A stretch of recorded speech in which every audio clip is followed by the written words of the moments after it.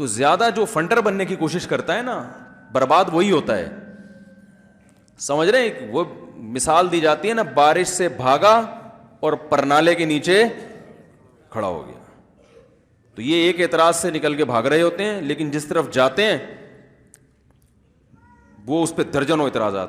تو وہ ایک صاحب نے مجھ سے سوال پوچھا یہ باندیوں کے بارے میں, پہلے بھی جواب دے چکا ہوں, لیکن کیونکہ یہ ٹاپک کمپلیٹ ہو جائے گا تو انہوں نے کہا یہ اسلام نے باندیا بنانے کا جو حکم دیا اور ان سے ریلیشن بھی جائز ہے, یہ کیا ہے غلام باندیا؟ میں نے کہا مجھے ایک بات بتاؤ, جنگ میں جب قید ہو کر آئے ہیں غیر مسلم, کسی کو جب بھی کوئی سجیشن دیا کریں نا تو اس کا آلٹرنیٹ پیش کیا کریں پہلے, کہ ہونا یہ چاہیے تھا مگر کیا یہ, ہونا یہ چاہیے تھا. ابھی ایک صاحب کہنے لگے گورنمنٹ نے جو اتنا ٹیکس لگایا ہوا ہے گاڑیوں پہ, 2 لاکھ کی گاڑی ہے 10 لاکھ کی بک رہی ہے, تو یہ کیا ہے؟ میں نے کہا بھائی میں گورنمنٹ میں بھی نہیں ہوں نہ مجھے کوئی ٹیکس کا, لیکن ایک اشکال ہوتا ہے کہ اگر یہ ٹیکس ختم ہو جائے اور وہ 10 لاکھ کی گاڑی 2 لاکھ پہ آئے تو روڈ پہ پاؤں رکھنے کی جگہ کیا ہوگی؟ اتنی گاڑیاں آ جائے گی, رکشے والے بھی رکشے بیچ کے لینڈ کروزر خریدیں گے, پھر رکشہ لینڈ کروزر میں آ جائے گا. حقیقت ہے, ہم رکشے میں آ رہے ہیں, وہ 6 آدمیوں کی جگہ 1 آدمی آ رہا ہوگا اور وہ گاڑی 6 آدمیوں کی جگہ. میں نے کہا ممکن ہے اس لیے لگایا, مجھے پتہ نہیں ہے وجہ کیا ہے, لیکن کوئی بھی سجیشن دینے سے پہلے تھوڑا سا انسان اس کا, بھائی گورنمنٹ کو چاہیے کہ ٹیکس نہ لگائے, ہاں یہ کر دے کہ اس سے گاڑیوں کا رش بھی کم ہو جائے گا, تو وہ کوئی ایسا حل تلاش کر کے لائیں, اور حل تلاش کرنے کے بعد پھر اس پہ اٹھنے والے اشکالات کے جوابات بھی ہوں, پھر آپ بات کریں. تو میں بھی کہوں گا بھائی ماشاءاللہ. ویسے تو میں بھی یہ بات کہتے رہتا ہوں یار 2 لاکھ کی گاڑی ہے 20 لاکھ کی, لیکن اس دفعہ میں نے بھی کبھی سوچا نہیں تھا کہ کبھی جو ہے نا کہ اگر یہ 2 لاکھ کی ہو گئی تو روڈوں پہ تو ہمارے یہاں تو لوگ انڈا لینے بھی جائیں گے نا, گاڑی میں بیٹھ کے جائیں گے. پیدل چلنے کا تو ویسے بھی ختم ہو رہا ہے نا, یعنی کسی کو واش روم بھی جانا ہوگا گاڑی میں بیٹھ کے جائے, بلکہ گاڑی میں ہی بنوا لے گا واش روم. تو کوئی متبادل تو ہو نا کیا. ہاں میں باندیوں کی بات کر رہا تھا. میں نے کہا مجھے ایک بات بتاؤ,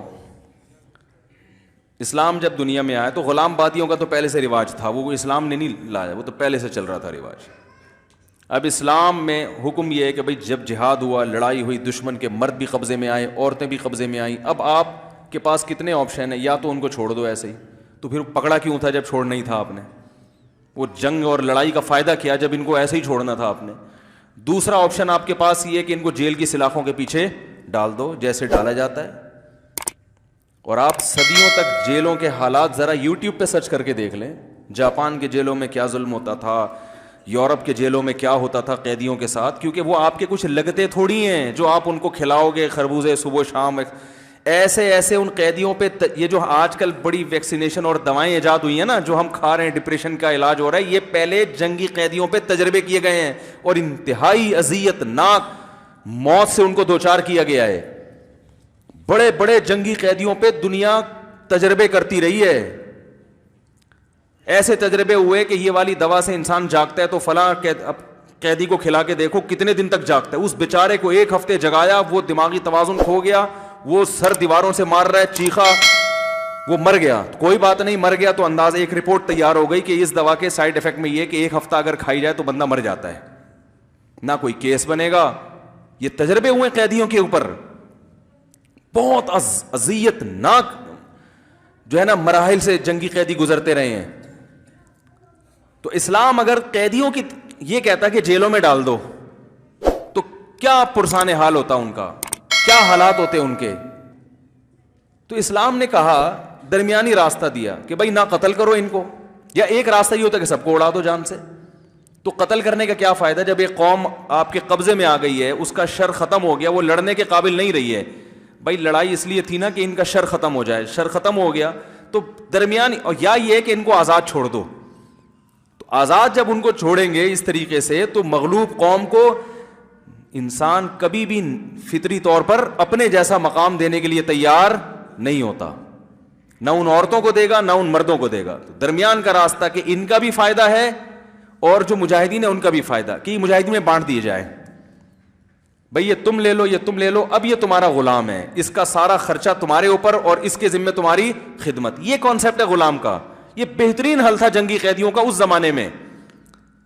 اور اسی میں جب باندیاں دی جائیں گی تو یہ عجیب بات ہے, ایک باندی کسی کے حوالے کر دی مگر اس کو ریلیشن قائم کرنے کی اجازت نہیں ہے, جبکہ وہ اس کی لگتی کچھ بھی نہیں. اس سے معاشرے میں زنا پھیلے گا.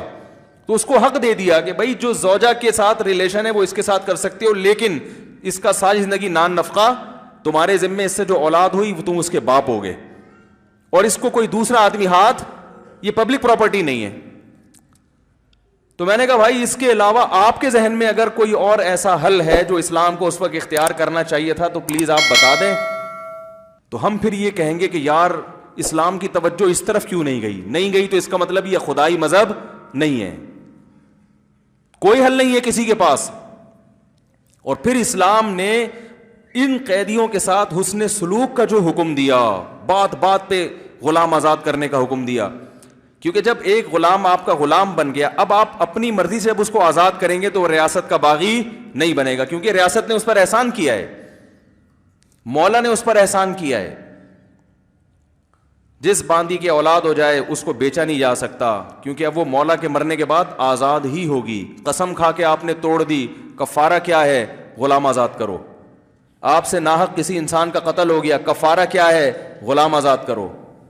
زوجہ سے زہار کر لیا, کفارہ کیا ہے, غلام آزاد کرو. تو بہت سارے مسلمانوں سے جو کوئی غلطیاں ہوں گی نا, تو ان غلطیوں کی تلافی میں کیا کر دیا, غلام آزاد. اس طرح سے غلاموں کی آزادی شروع. تو اب یہ تو بتا رہے ہیں کہ اسلام میں غلاموں کا نظام ہے, یہ نہیں بتا رہے کہ غلامی تو ساری دنیا میں تھی اس وقت. اسلام میں غلاموں کے ساتھ جو سلوک تھا وہ دوسرے قوموں سے 1000 گنا بہتر. نمبر 2, اسلام کے پاس اس وقت غلامی کے علاوہ جنگی قیدیوں کا کوئی آلٹرنیٹ تھا ہی نہیں. تیسری بات یہ کہ اسلام نے غلامی کو نہیں, غلامی کے آزاد کرنے کو پروموٹ کیا ہے. غلامی کے آزاد کرنے کا جو سسٹم اسلام نے بنایا تھا اس وقت پوری دنیا میں کہیں بھی نہیں تھا وہ. تو یہ سارے اشکالات کھا جائیں گے ٹھیک ہے نا, بس وہ ایک لے کے بیٹھے رہتے ہیں. خیر